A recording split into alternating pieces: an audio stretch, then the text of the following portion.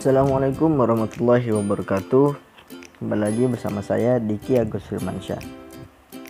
Saya seorang mahasiswa dari Politeknik Negeri Samarinda, jurusan akuntansi, prodi D4 Akuntansi Manajerial. Pada kesempatan kali ini saya akan kembali menjelaskan kepada teman-teman tentang materi yang telah saya buat, yaitu topik 11, pengawasan. Pengawasan merupakan fungsi terakhir yang harus dilakukan dalam manajemen. Beberapa pengertian tentang pengawasan antara lain, yang pertama yaitu pengawasan adalah kegiatan manajer yang diusahakan agar pekerjaan-pekerjaan terlaksana sesuai dengan rencana yang ditetapkan dari suatu hasil yang dikehendakinya. Yang kedua yaitu pengawasan adalah fungsi manajer yang merupakan pengukuran dan perbaikan dari pelaksanaan kegiatan-kegiatan dari para bawahannya agar supaya yakin bahwa sasaran-sasaran perusahaan dan rencana-rencana yang sudah dirancang dapat dicapai, yaitu menurut Harold Combs dan Cyril O'Donnell. Yang ketiga yaitu pengawasan dapat diartikan sebagai suatu proses untuk menetapkan suatu pekerjaan, apa yang sudah dilaksanakan, menilainya dengan mengoreksinya bila perlu yang dimaksud, dan supaya pelaksanaan pekerjaan sesuai dengan rencana semula, yaitu menurut George R. Terry.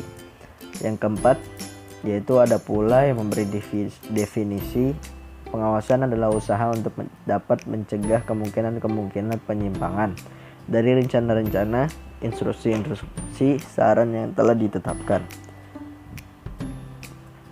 Adapun proses dasar pengawasan. Yang pertama yaitu establishment of standard atau menciptakan standar. Standar adalah suatu kriteria untuk mengukur hasil pekerjaan yang sudah dilakukan. Yang kedua yaitu measurement of performance atau pengukuran atau penilaian pelaksanaan. Hal ini untuk mengetahui sampai berapa jauh perusahaan di mana bahan-bahan yang digunakan, tenaga buruh yang dipakai, jasa-jasa yang diberikan, dan juga barang-barang produksi. Dan yang ketiga yaitu correction of deviation atau tindakan perbaikan dari penyimpangan-penyimpangan. Langkah ketiga ini tujuannya adalah untuk memperbaiki dan menyempurnakan segala kegiatan kebijaksanaan serta hasil yang tidak sesuai dengan rencana atau standar. Adapun juga standar pengawasan dalam perusahaan. Yang pertama yaitu standar dalam bentuk fisik, yang kedua standar moneter, dan juga yang ketiga standar abstrak atau intangible. Standar fisik adalah standar yang berhubungan dengan pengukuran non-moneter. Standar ini adalah bisa pada tingkat operasi yang sebenarnya dari investasi atau dengan penghasilan atas investasi.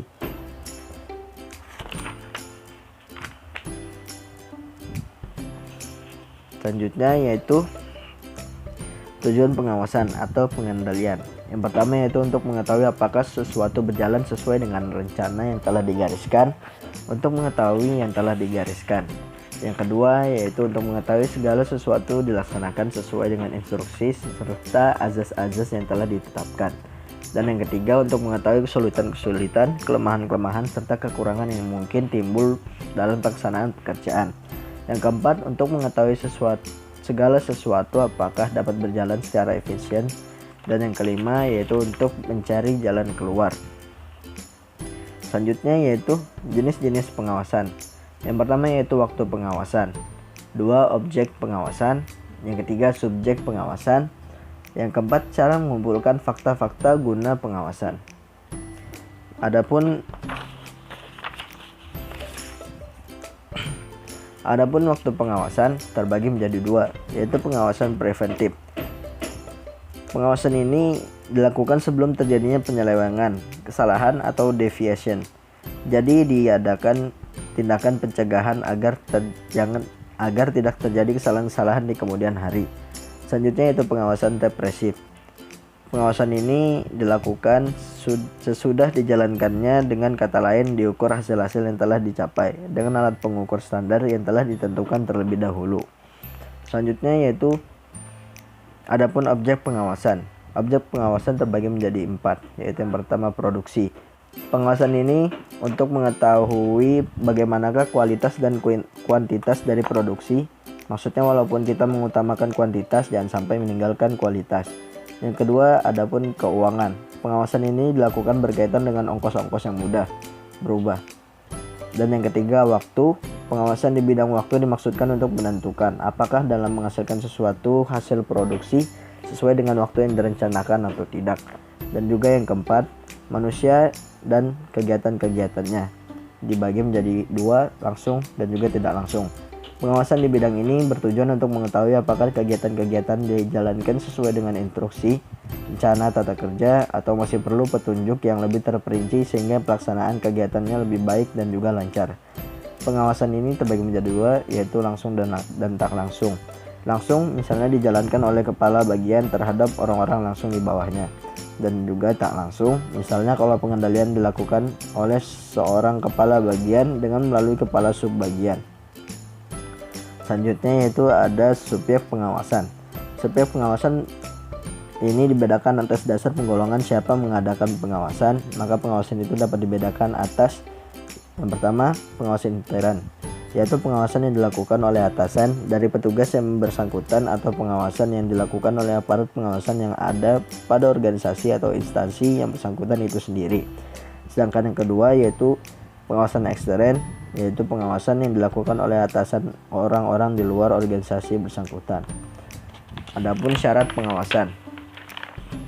Terdapat syarat-syarat agar sistem pengawasan menjadi efektif, antara lain yaitu 1. Pengawasan harus mendukung sifat dan kebutuhan daripada aktivitas. Yang kedua, pengawasan harus melaporkan setiap penyimpangan yang terjadi dengan segera. Yang ketiga, pengawasan harus mempunyai pandangan ke depan.